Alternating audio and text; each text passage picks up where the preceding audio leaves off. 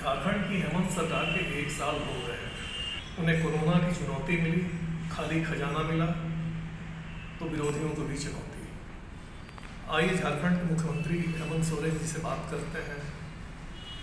क्या कुछ उन्हें मिला, कैसा अनुभव रहा, क्या कुछ करना चाहते थे, क्या कर पाए। सरकार बनते ही हम लोग एक ऐसे मुसीबत में घिरे कि हम जैसे पिछड़े राज्य के लिए एक बहुत बड़ी चुनौती थी। कोविड-19 वैश्विक महामारी का जिस तरीके से अफरा तफरी पूरे देश में मची, उस अफरा तफरी के बीच में हम अपने जो मतलब माइग्रेंट हमारे जो लोग थे उनको हमने बहुत ही तरीके से समेट कर हम अपने यहाँ लाए और सुरक्षित उनको घर तक पहुँचाए। ना अस्पताल, ना जांच करने की व्यवस्था हमारे पास, उन सब को इस बीच में हमने बिल्डअप किया। 1 साल में आपकी सबसे बड़ी उपलब्धि क्या रही? इस संक्रमण में बहुत कुछ हमें सीखने को मिला, बहुत कुछ सरकार कार्यपालिका के अंदर की गतिविधियों को समझने का मौका मिला। और जो स्थिति बनी थी, शायद अगर हम कोई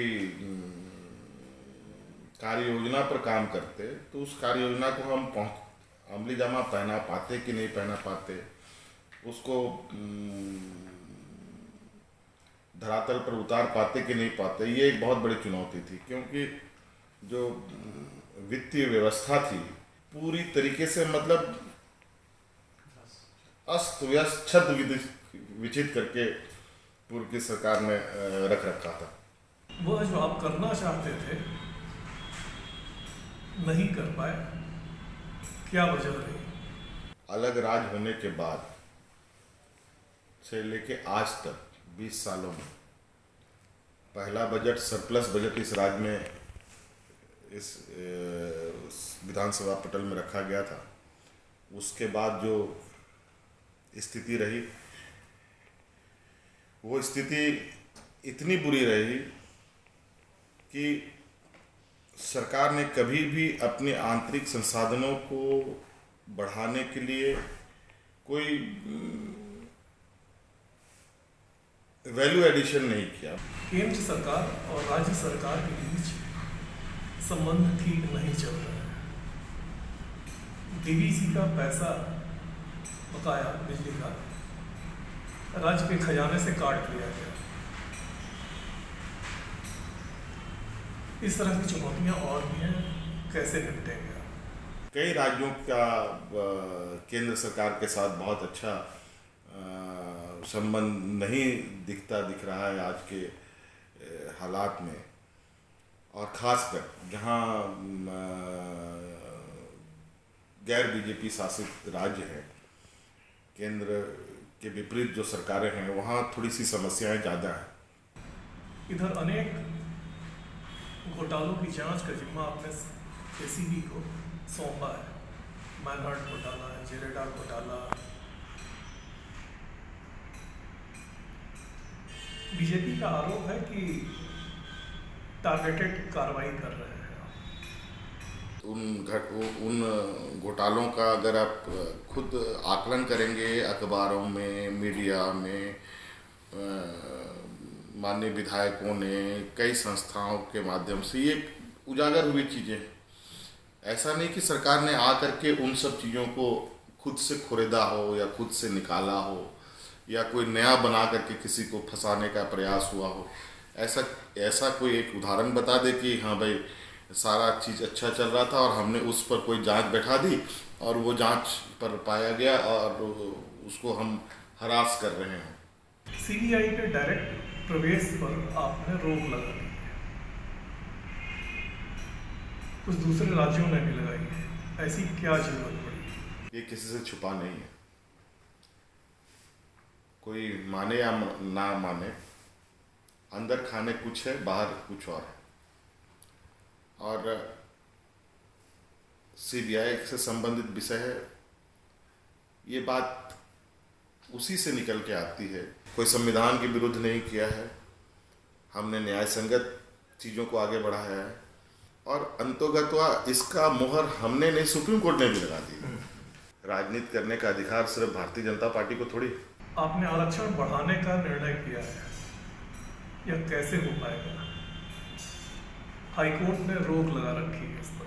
संख्या के आधार पर लोगों को उसका हक मिले, ये संविधान भी बोलता है और उसी को आगे बढ़ाने का प्रयास हमारा है। सरना आदिवासी धर्म कोड का प्रस्ताव आपने केंद्र को भेजा है, केंद्र का कैसा रवैया दिख रहा है? देश के आदिवासियों की नज़र आपके ऊपर है, आपकी क्या रणनीति होगी?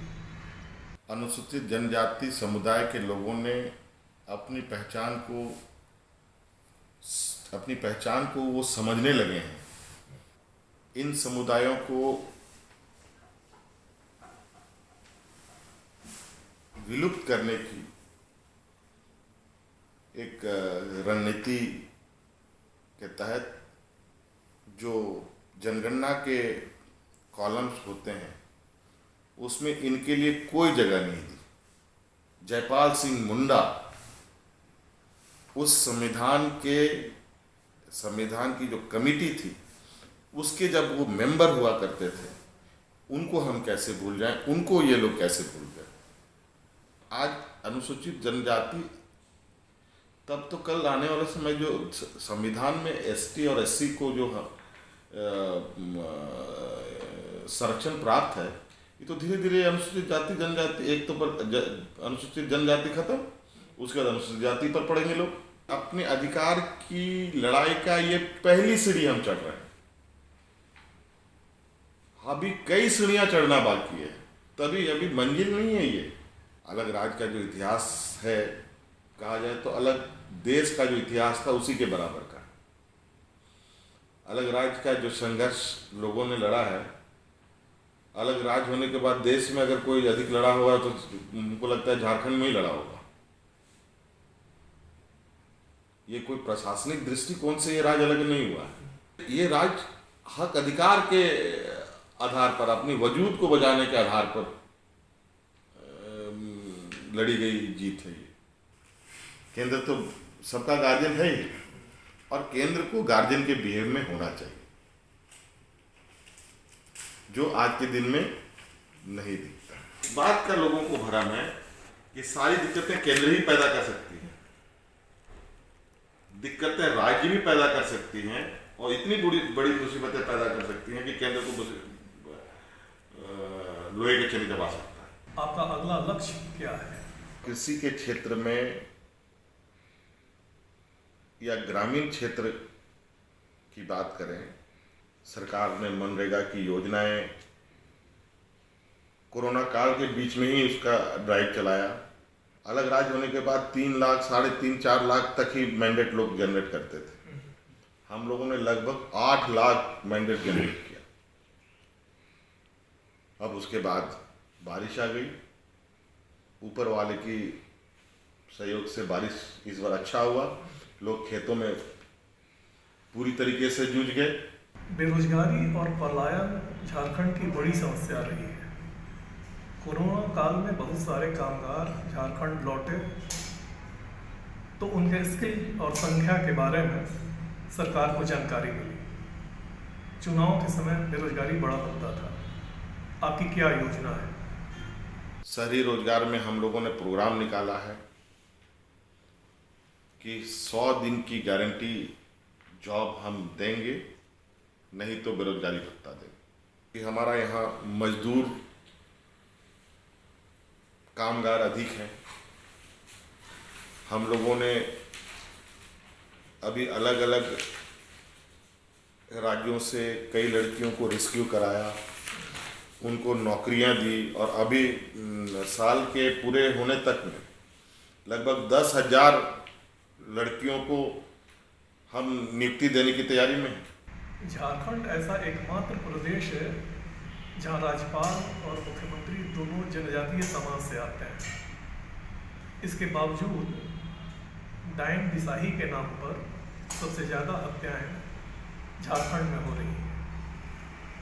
उसमें भी आदिवासी समाज के लोग ज़्यादा पीड़ित हो रहे हैं। कैसे इसका रास्ता निकालेंगे? कि हम लोग कितना अधिक से अधिक बदलते इस सामाजिक परिवेश का वातावरण उनको दे पाएं, और इसके लिए मुझे लगता है कि अब बहुत ज़्यादा वक्त नहीं लगेगा, क्योंकि अब जो लोग आ रहे हैं, अब एक नई पीढ़ी आ रही है, और एक नई पीढ़ी बहुत जल्दी और बहुत आगे सोच रही है।